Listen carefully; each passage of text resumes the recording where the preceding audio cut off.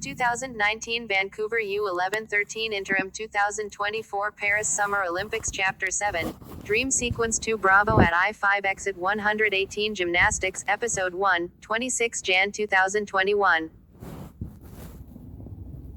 We were back in the road again. At SeaTac Airport, the 24 of us were wandering around in the area near Delta Airlines Gate 18. Flight 1321 was due to depart to Vancouver, Canada, in less than an hour for the 2019 Vancouver U11-13 Interim 2024 Paris Summer Olympics in artistic and rhythmic gymnastics and trampoline. The purpose of the interim Olympic competitions was to determine each athlete's rank among peers, specifically for those slotted for the actual Olympic trials in 2023, which supposedly would take place inside Tacoma Dome, Tacoma, Washington, less than 10 miles north of DuPont. A handful of us stood against the giant glass windows and watched the goings-on out on the airfield. It was a bright and sunny day with clear blue skies. White puffy clouds were scattered throughout the sky with no signs of rain or any other type of inclement weather. Outside, the goings-on weren't as frenzied as in the terminals. Out there, things were being done by the book, with airplanes being pushed back and road guards blocking all traffic as the airplanes taxied to the runways for takeoff. Inside the terminal, it was organized chaos with passengers hurrying about in every which direction. Coffee shop baristas and other vendors made known their intentions. Delicious aromas from the food kiosks came from every which direction.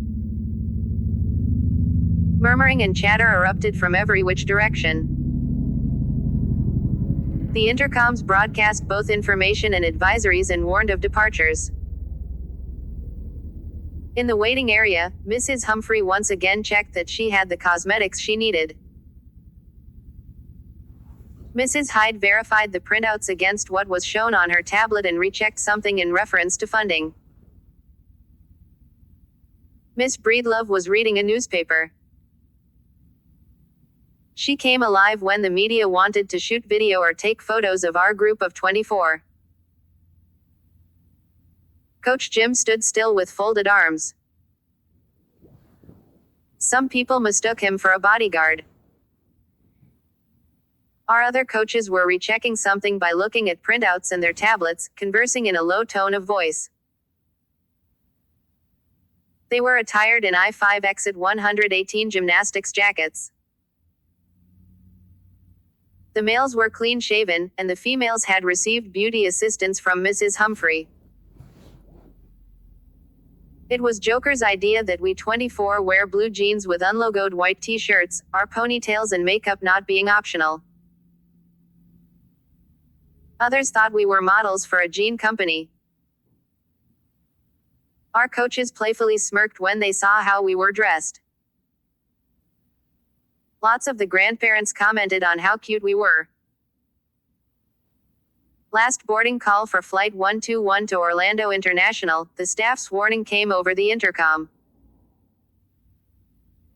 After we had boarded, we sat and ate the snacks our chefs had coordinated with the Sky Chefs.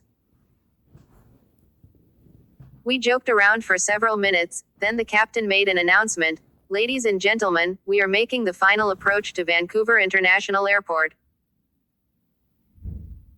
Touchdown time is in less than 8 minutes. Thank you for flying Delta Airlines, a 5-star Alliance member. Our group of 24 fist bumped one another and expressed our happiness that this would be a short flight, less than an hour. We were highly energized. Routinely, once we had landed from an overseas or other long-haul flight, we were exhausted. Extreme exhaustion took its toll on us. Such wasn't the case with this short flight to Vancouver, which actually revitalized us. We joked and laughed and were helpful to other travelers.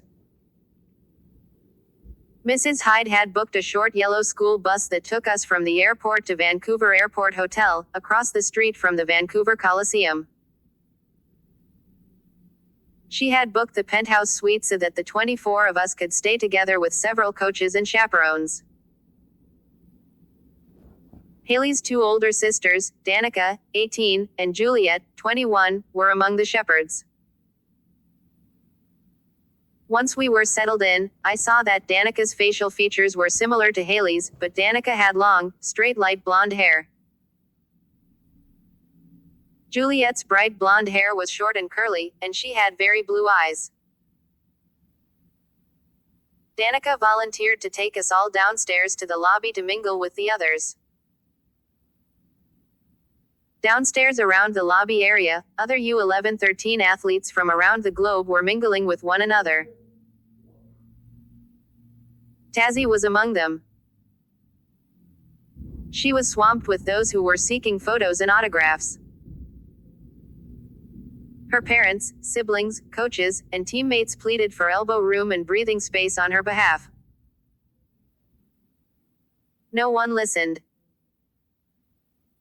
Wherever Tazzy went, swarms of fans swirled around her. After an hour or so, coaches, parents, siblings, and teammates escorted Tazzy back upstairs, otherwise, she'd get restless. Even then, a handful of fans followed them to the elevators, at which point hotel security personnel stepped in. And that was the last time we would spot Tazzy and her teammates. Christiana, Kim, and Laura returned with their noses in the latest edition of International Gymnasts, the edition featuring the Junior World Championships with Tazzy on the front cover.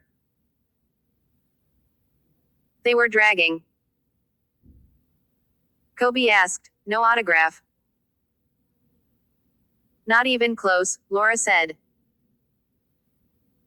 Christiana said, "We need Rachel to pretend to be a lost child again." The three of them had managed to get autographs and photos with Eli Lee and Michelle Roberts, number 2 and number 3, respectively. As time progressed, the mood became subdued. The vast majority of the U11-13 athletes were sitting and chatting or wandering around the lobby and viewing the artworks and other artifacts on display.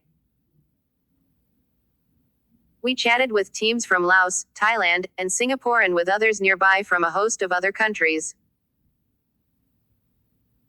The group of South African gymnasts, 6 in all, told us how much fun they'd had months back at the mock Olympic trials.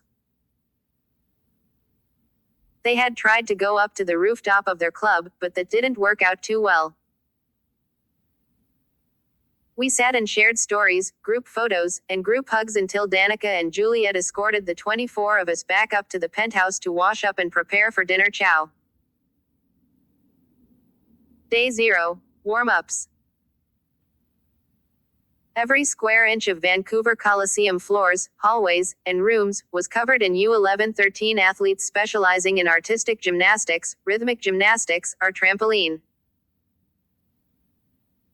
Coaches, media people, organizers, judges, and aides were scattered throughout the vast Coliseum. Everyone was doing something constructive. Coaches were supervising, athletes were stretching or performing warm-up exercises, and media people were wandering around taking photos and recording video of anything related to the competitions. The organizers were finalizing the details.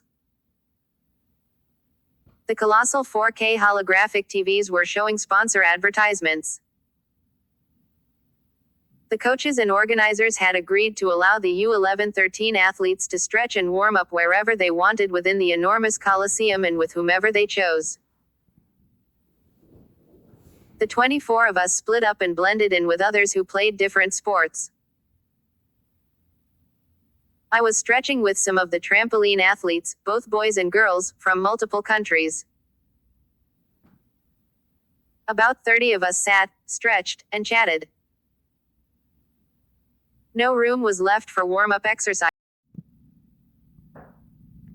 2019 Vancouver U11-13 Interim 2020